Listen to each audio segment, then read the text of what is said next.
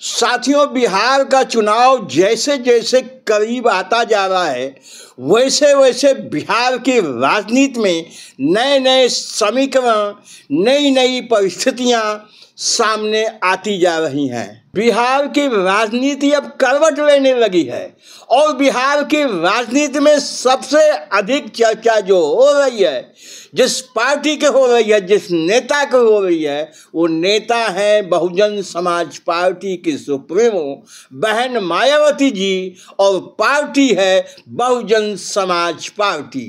बिहार में एक खबर बहुत तेजी से फैल रही है और ये कोई खबर ऐसी वैसी नहीं है। वहाँ के राजनीतिक चिंतकों ने परिस्थितियों का अध्ययन करने के बाद यह खबर बताई है। खबर यह है कि बहुजन समाज पार्टी बिहार के अंदर दलित मुस्लिम गठजोड़ का नया फैक्टर बनाना शुरू कर दिया है। दलित मुस्लिम गठजोड़ का यह थर्ड फ्रंट बिहार की राजनीति में कुछ नया कर गुजरेगा, ऐसी भविष्यवाणियां की जा रही हैं।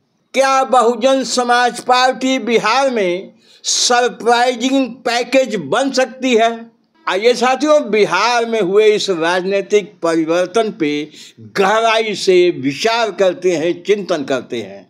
पिछले कुछ महीनों में बहुजन समाज पार्टी ने बिहार में अपना संगठन दुरुस्त करना शुरू कर दिया है। संगठन को कसा जा रहा है, संगठन को तैयार किया जा रहा है।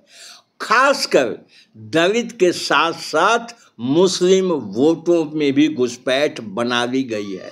अब बहुजन समाज पार्टी का ध्यान दलित वोटों के साथ साथ मुस्लिम वोटों पे भी केंद्रित हो गया है।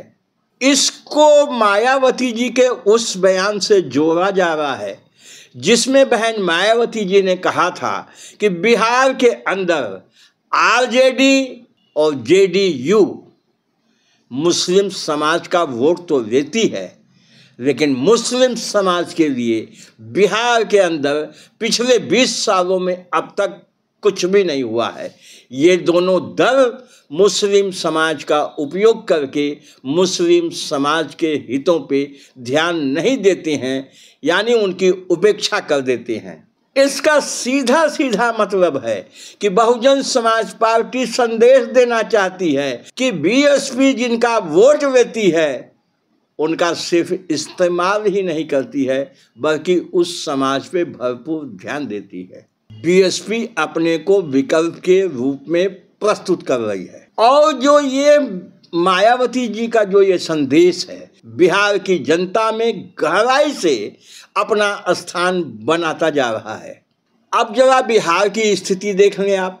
बिहार में 16-17% दलित हैं और 16-17% ही मुस्लिम समाज के मतदाता हैं। इन दोनों को जोड़ दिया जाए तो 32-33% वोट बनता है और यदि दलित मुस्लिम गठजोड़ बन गया बिहार में तो बिहार की हर सीट पे बहुजन समाज पार्टी का उम्मीदवार डिसाइसिव फैक्टर बन जाएगा। दलित मुस्लिम वोटों का ध्रुवीकरण बिहार में एक नई ताकत बन के उभर सकता है। सीटों की संख्या बहुजन समाज पार्टी की बहुत ज़्यादा हो सकती है। इसी फार्मूले पे बहुजन समाज पार्टी की सुप्रीमो मायावती जी 2007 में यूपी के अंदर एब्सोल्यूट मेजॉरिटी से गवर्नमेंट में आई थी। उस समय मायावती जी ने दलित समाज के साथ साथ मुस्लिम समाज पे विशेष ध्यान दिया था। उनको भारी संख्या में टिकट दिया था विधानसभा में। जब यह संदेश गया कि मुस्लिम समाज और दलित समाज मिल चुका है तो फॉरवर्ड तबका खासकर ब्राह्मण समाज अपने आप उस समय बहुजन समाज पार्टी की तरफ आ गया और पिछड़ा दलित और पिछड़ा अति पिछड़ा पहले से जो बहुजन समाज पार्टी में था उसमें उत्साह आ गया और बहुजन समाज पार्टी की 2007 में उत्तर प्रदेश के अंदर एब्सोल्यूट मेजॉरिटी से गवर्नमेंट बन गई। अब सवाल उठता है कि बिहार में यह फार्मूला कितना कारगर होगा। इसके बीच एक संकेत आपको हम बता रहे हैं। कि बहुजन समाज पार्टी में बिहार के अंदर लगभग सभी पार्टियों से, जिसमें बीजेपी भी शामिल है, आरजेडी भी शामिल है, जेडीयू भी शामिल है और तमाम छोटे छोटे दल, सबके नेता बहुजन समाज पार्टी में अपने अपने दलों को छोड़ के भारी संख्या में शामिल हो गए हैं। चंद्रशेखर आजाद के भी कुछ लोग समर्थक थे बिहार में, तो चंद्रशेखर आजाद के समर्थक तो लगभग 80-85% बहुजन समाज पार्टी की तरफ टर्न अप हो गए हैं, यानी उन्होंने बहुजन समाज पार्टी की सदस्यता ग्रहण कर लिया है। गया, दरभंगा, अररिया, सहरसा आदि तमाम जिलों में बहुजन समाज पार्टी ने अपने संगठन में व्यापक परिवर्तन किया है। यहाँ के जिलाध्यक्ष, जिला प्रभारी बदले गए हैं, जिनका काम संतोषजनक नहीं था उनको चेंज किया जा रहा है। अति उत्साही और कर्तव्य परायण कार्यकर्ताओं को महत्व दिया जा रहा है, उन्हें अच्छे पदों पर बैठाया जा रहा है।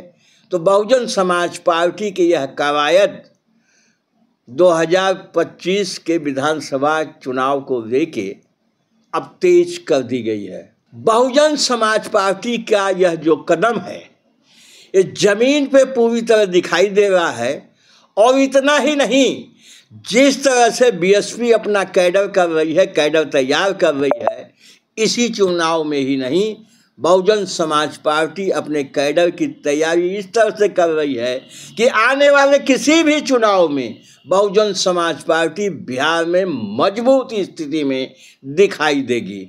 बसपा की यह लंबी राजनीतिक योजना भी राजनीतिक विश्लेषक बखूबी देख रहे हैं। बिहार की राजनीति दो खेमे में बटी हुई है, स्पष्ट है। एनडीए के साथ Bharatiya Janata party, Janata Dal United, LJP Ramvilas, हम और कुछ छोटे दल। वहीं दूसरी तरफ महागठबंधन के साथ राष्ट्रीय जनता दल, कांग्रेस और समस्त कम्युनिस्ट पार्टियां, ये दो प्रमुख खेमे बिहार में अब तक माने जाते रहे हैं। लेकिन इसके साथ साथ बहुजन समाज पार्टी जो काम कर रही है, क्या इंडिपेंडेंट थर्ड फ्रंट बन जाएगा? दलित और मुस्लिम, अति पिछड़े समाज के अम्बेडकरवादी मतदाता, इन तीनों का यदि मिलन ठीक से हो गया तो निश्चित रूप से थर्ड फ्रंट अपने आप उदित हो जाएगा।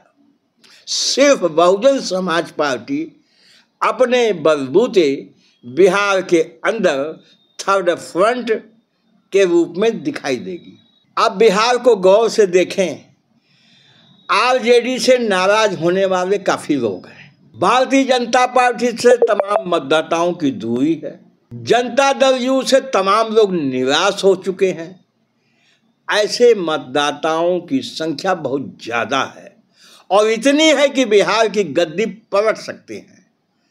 इन्हीं मतदाताओं के ऊपर डिपेंड करेगा। अगर ये मतदाता, जिनको ना आरजेडी पसंद है, न जेडीयू पसंद है, न बीजेपी पसंद है, कहीं बहुजन समाज पार्टी की तरफ घूम गए तो बिहार की राजनीति में नया तूफान खड़ा हो सकता है। ऐसी स्थिति में बहुजन समाज पार्टी के लिए नई राजनीतिक उम्मीद बन सकती है। यद्यपि यह रास्ता कठिन है, लेकिन दलित, मुस्लिम और पिछड़ा गठबंधन ठीक से बन गया तो बिहार के 2025 के चुनाव में बहुजन समाज पार्टी सबसे बड़ा सरप्राइजिंग पैकेज बन जाएगी। क्या मायावती जी को बिहार में नई राजनीतिक जीवन रेखा मिलेगी? क्या बिहार में बहुजन समाज पार्टी को, मायावती जी को नई राजनीतिक जीवन रेखा मिलेगी? क्या एक बार फिर बहुजन समाज पार्टी बिहार में यूपी की तर्ज पे सत्ता में जा सकती है? साथियों, आपका क्या मानना है हमें कमेंट करके बताइएगा। हमारे चैनल पर मेहमान हैं, फर्स्ट टाइम आए हैं, तो हमारे चैनल को अभी सब्सक्राइब कर लीजिए। वीडियो अच्छा लगा हो तो लाइक कर दीजिए, मेरा मनोबल बढ़ेगा। शेयर कर देंगे तो ये बातें अन्य साथियों तक पहुंच जाएंगी। बहुत बहुत धन्यवाद। जय भीम, जय भारत।